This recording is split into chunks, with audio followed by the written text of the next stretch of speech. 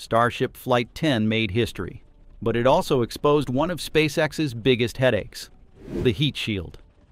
Thousands of tiles survived re-entry, but gaps, burns, and even orange scars revealed just how tough this challenge really is.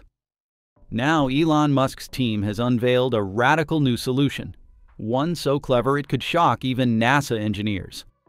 If SpaceX pulls this off, Starship might finally achieve what no spacecraft in history has ever done: a truly reusable orbital heat shield. Let's dive into what went wrong on Flight 10, the genius fix SpaceX is testing, and why it could change the future of human spaceflight forever.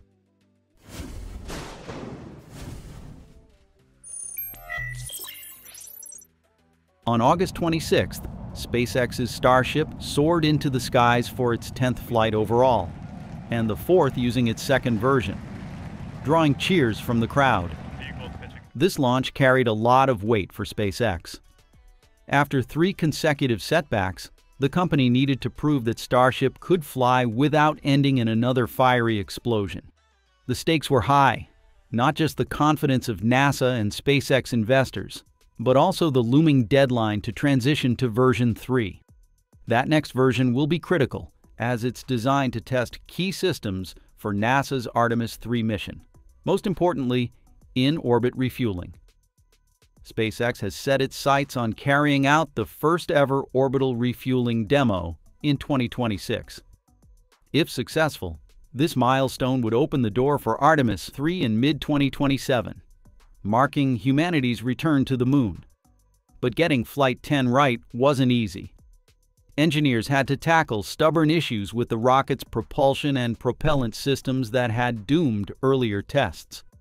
Beyond that, they were eager to gather new insights into the Starship's heat shield, a complex skin of thousands of protective tiles that must survive the blazing heat of atmospheric re-entry. Each piece of data brings SpaceX closer to unlocking Starship's true potential. The outcome brought a huge sigh of relief for everyone. At last, the 4th attempt proved to be the charm. Both stages not only endured their grueling journey, but also guided themselves to a controlled splashdown. Still, the ship didn't come back without some battle scars. There was noticeable damage on its rear end and flaps, and most strikingly, a rusty orange streak running down the side of the 171-foot-tall, 52-meter vehicle. This discoloration came from the oxidation of metallic heat shield tiles, which had been installed to test their toughness and performance against the ship's usual ceramic tiles. Prior to launch, engineers had placed 3 of these metal tiles on Starship's side for the experiment. This isn't the first time metallic heat shields have entered the conversation in rocketry. Back in the 1970s, NASA was already pioneering this idea, running extensive lab tests to explore its potential. The goal was to build shields that were lighter and tougher than the traditional ablative or ceramic designs. While the program succeeded in reducing weight and optimizing materials, metallic shields never made it to flight, largely due to the technical and operational hurdles of that era. Fast forward decades later, SpaceX picked up the torch. As early as late 2018 and early 2019, the company began experimenting with metallic heat shield concepts for Starship, bringing the old idea back into play with a fresh vision. They believed that the metal tiles would be easier to produce and more durable than ceramic ones. But by mid-2019, SpaceX had shifted its main focus towards ceramic heat shield tiles, while still keeping metallic versions on the table for possible future use. At present, the concept was revived as seen in Flight 10, but the results weren't great. That's exactly what Bill Gerstenmaier, SpaceX's Vice President of Build and Flight Reliability, explained on September 8th at the American Astronautical Society's Glenn Space Technology Symposium in Cleveland. With a touch of humor, he said, "They oxidized extremely nice in the high oxygen environment. So that nice orange color, kind of like a space shuttle external tank color, maybe paying homage to the shuttle program, was created by those 3 little metal tiles up on top. Fortunately, nearly all of the 18,000 hexagonal tiles, most of them being the standard ceramic ones, stayed firmly in place from launch all the way to landing. That's a massive step forward for SpaceX compared to earlier flights. But the system isn't perfect just yet. Gerstenmaier pointed out, in most of the tiles, there are fairly large gaps, and that's where we're seeing the heat get through and get underneath. The results were visible. Near the top of Starship, a white patch appeared, caused by heat slipping through the gaps between tiles. This intense heat burned away a protective underlayer, the same kind used on SpaceX's Dragon spacecraft. The white material seen afterward was the charred residue of that layer. On top of that, engineers had deliberately removed some tiles near the nose to test how the ship would hold up against the brutal re-entry heat. Engineers spotted more white patches lower on the vehicle as well, showing that heat had slipped beneath tiles in other areas too. This highlighted the need for SpaceX to refine how it seals the gaps between tiles to better keep the heat out. That's where a new technique came into play: the crunch wrap, an experimental material SpaceX's ground team installed around and under the tiles. You can see it in action as a few darker spots within the white patch near the top of the ship. Gerstenmaier broke it down as if explaining to a 10th grader. Think of the crunch wrap like a special wrapping paper that goes around each tile before a robot snaps them into place. Once the tile is pushed in, the wrapping sits snugly around its sides, and the excess is trimmed off at the surface. The result is a tight seal that blocks heat from sneaking through, without relying on the usual gap fillers. From past experience, NASA learned that gap fillers on the Space Shuttle added extra complexity and sometimes even popped out during flight.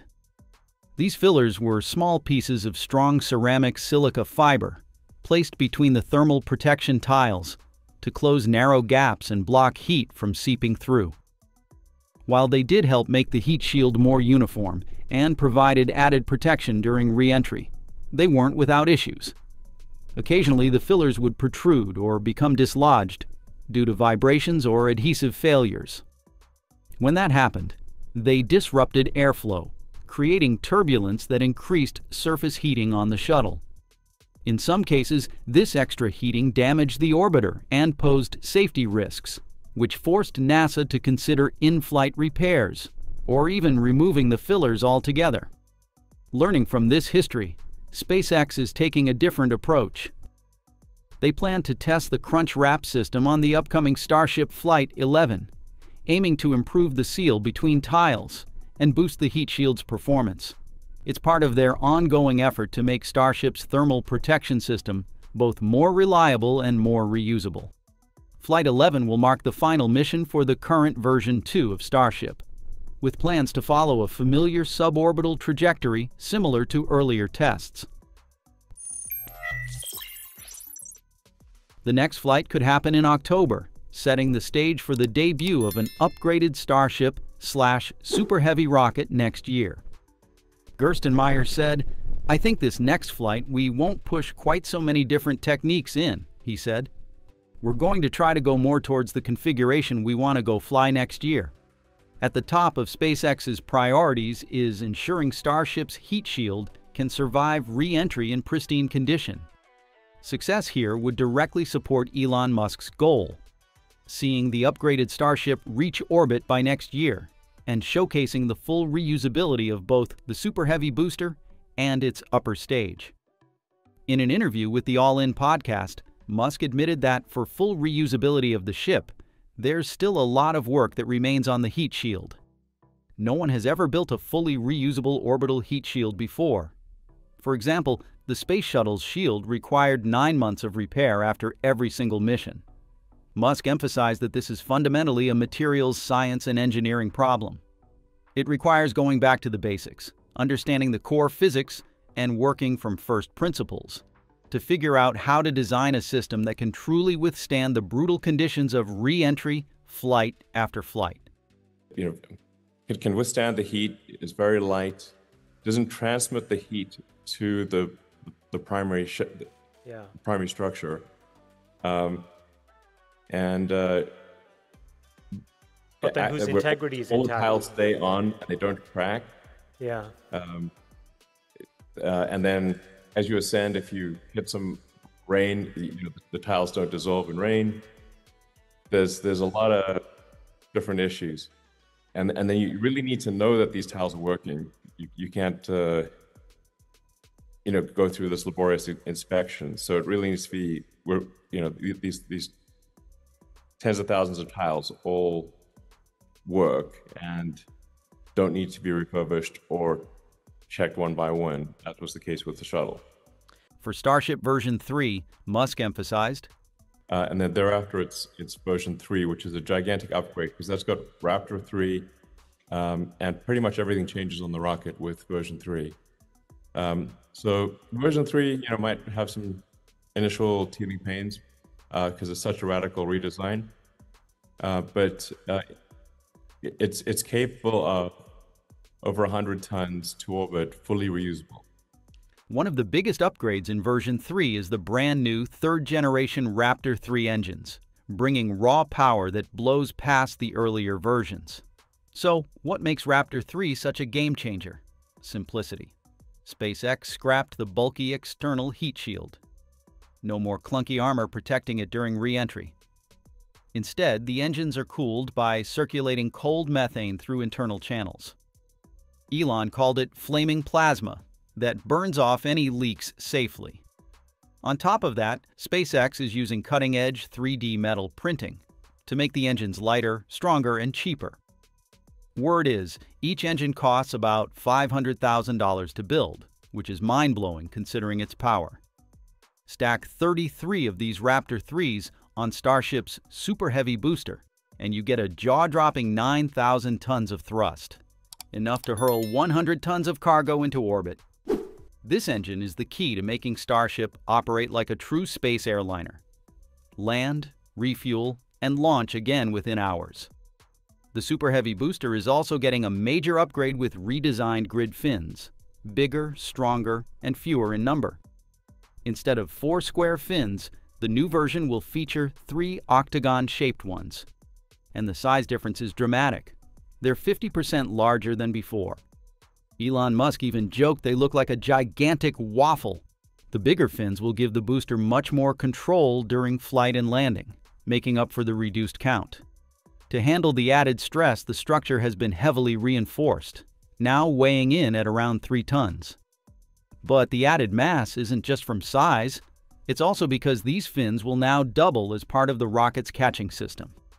Alongside the fins, other structural and aerodynamic tweaks are being introduced to boost durability, streamline refurbishment, and improve performance. This includes redesigned clamp and hold-down systems to ensure precise launch alignment. All of these changes represent a bold redesign, pushing Starship closer to becoming a fully reusable, high-capacity launch system, ready to take on humanity's most ambitious missions in space. When it comes to reusing rockets, one of the biggest hurdles you have to overcome is mastering the thermal protection system.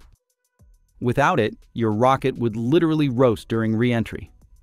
And according to Elon Musk himself, this is hands down the toughest part of building a reusable rocket. First, you have to find a material that can withstand thousands of degrees, hotter than lava, to protect the rocket so it doesn't melt or break apart. Moreover, it can't just work once and get trashed. It needs to survive tons of launches and re-entries without needing big repairs and taking a long time for maintenance between flights. Imagine if your phone case had to protect your phone from a volcano and be ready to do it again tomorrow. That's the challenge. NASA learned this the hard way with its Space Shuttle program. Refurbishing the shuttle often took half a year, which Musk argues doesn't count as true reusability. For Starship, SpaceX's massive vehicle designed for deep space missions, the challenge is even tougher. It has to withstand extreme and constantly changing thermal environments over long durations, face reactive atmospheres, and endure brutal re-entry heating. And here's another catch. Anything you add to a spacecraft, even something as thin as a layer of paint, adds weight, which eats into payload capacity. When you start talking about thousands of heat-resistant tiles, aerodynamic flaps, and extra fuel for controlled landings, the weight adds up fast. That means the TPS needs to be both ultra-lightweight and incredibly durable. Too heavy and you burn more fuel. Too weak and you burn up on re-entry. Striking that balance is like designing a paper-thin umbrella that can survive a Category 5 hurricane. On top of being tough and lightweight, the thermal protection system also needs to be cheap to fix or replace if SpaceX wants to keep launches affordable. Some argue that these challenges are only really daunting in the beginning. Once SpaceX cracks the code, perfecting a reliable, reusable TPS for Starship, they can standardize the process, and from there, everything else will be much easier. So that raises the question, why are they still planning an expendable version of Starship for deep space missions? The biggest reason comes down to urgency. Take NASA's Artemis 3 mission, scheduled for mid-2027. SpaceX not only has to get Starship's TPS ready in time, but also meet NASA's strict safety standards. Reusing a Starship after a lunar trip would require designing systems to handle both lunar and Earth re-entries, a much more complex and risk-prone scenario. NASA, being laser-focused on crew safety, prefers a one-time use Starship for its human landing system. A fresh vehicle means fewer unknowns and fewer risks tied to wear and tear from a previous mission. Meanwhile, SpaceX is also working on another massive challenge for the HLS version: in-orbit refueling. To make it to the Moon, Starship will need multiple refueling stops in low Earth orbit, similar to topping up a car several times during a cross-country road trip. This means launching extra tanker Starships to dock and transfer fuel. Making the lander reusable would add even more complexity to this already tricky process. So both NASA and SpaceX are keeping things straightforward by going with an expendable design. For an urgent mission like Artemis 3, eliminating unnecessary components like heat shield tiles, flaps, grid fins, header tanks, and landing fuel dramatically simplifies things. They can also cut down on RCS thrusters, simplify the plumbing, and reduce avionics and control systems. All these changes speed up construction, lower costs, and keep the focus on getting a safe, functional lunar lander ready on time. Anyway, if you love this deep dive, smash that like button, hit subscribe, and ring the bell. We're aiming for 150,000 subscribers, and we need you to get there. The second big advantage of a single-use Starship is its massive payload capacity. SpaceX says an expendable Starship could haul up to 250 tons into low Earth orbit. To put that in perspective, Skylab weighed about 76 tons, meaning Starship could send the equivalent of more than 3 Skylabs into space in one shot. The entire International Space Station tips the scales at around 420 tons. So, in theory, Starship could launch that much mass in just 2 expendable flights. For Artemis and other deep space missions, the Moon is far away, and the conditions are extreme. There's no atmosphere to slow a spacecraft down during re-entry, which means extra fuel is needed for lunar landings and takeoffs. By removing reusable hardware and freeing up that extra space, Starship HLS can carry extra fuel and more vital equipment, like life support systems, docking hardware, and lunar landing legs. While it won't have atmospheric heat shields or aerodynamic control surfaces, the HLS version will still use specialized insulating tiles to protect against micrometeoroids and space debris. These tiles will also help keep out heat from the Sun and Earth, which is essential for preserving cryogenic liquid oxygen and methane during long-term storage in orbit. Thanks to its huge fuel capacity and powerful engines, Starship can pull off a unique burn-flip-burn maneuver. Instead of waiting for gravity assists, it can accelerate using 2 major engine burns with a flip in between, shaving down travel time significantly. Normally, spacecraft bound for distant planets rely on gravity assists, swinging past other planets to build up speed. While effective, this method takes years, and the longer a mission lasts, the more opportunities there are for something to go wrong. Starship's fuel reserves and thrust mean it can travel to faraway destinations much faster on its own, reducing both travel time and mission risk.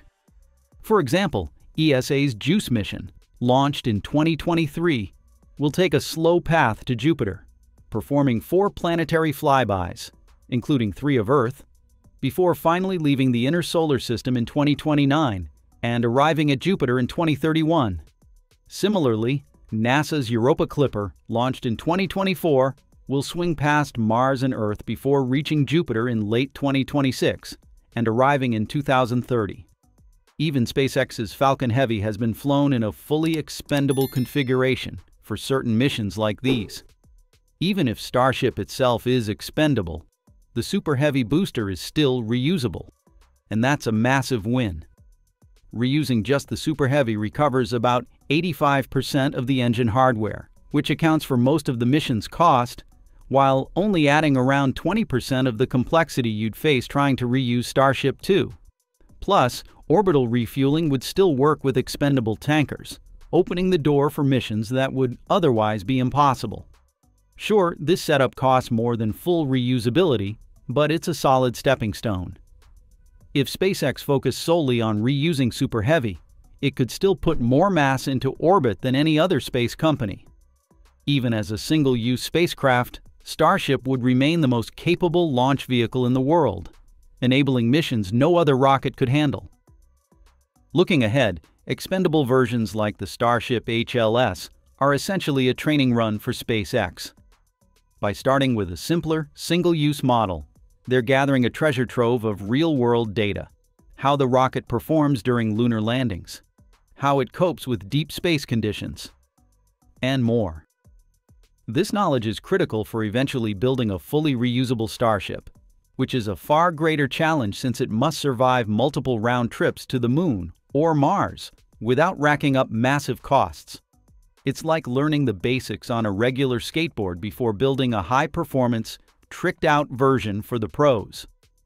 SpaceX is thinking long-term, using the expendable HLS to master the fundamentals, with its sights set on a fully reusable spacecraft for Mars missions in the 2030s. Smart strategy, right?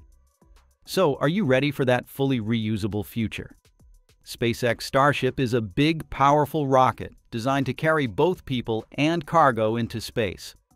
It has 2 main parts: a giant rocket booster called Super Heavy that helps it launch from Earth, and the Starship spacecraft on top that can carry up to 100 people or lots of cargo to places like the Moon, Mars, or even around Earth. What makes Starship special is that it is fully reusable, meaning it can land back on Earth and be used again, which helps make space travel cheaper and faster. It uses advanced engines powered by methane and oxygen fuel, and is built from stainless steel to be strong and heat-resistant. Starship aims to help build future space cities and enable exciting missions far beyond Earth.